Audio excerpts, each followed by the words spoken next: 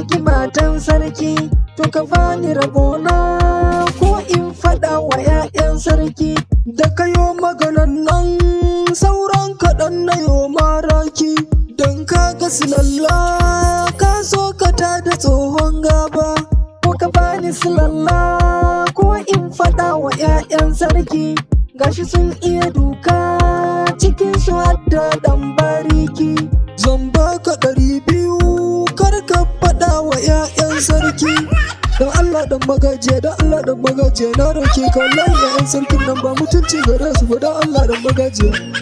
Yau zan daga shela kai ne ka zagi matan sarki, da ka bani in kirga in jinjina in jiyo nauyin su.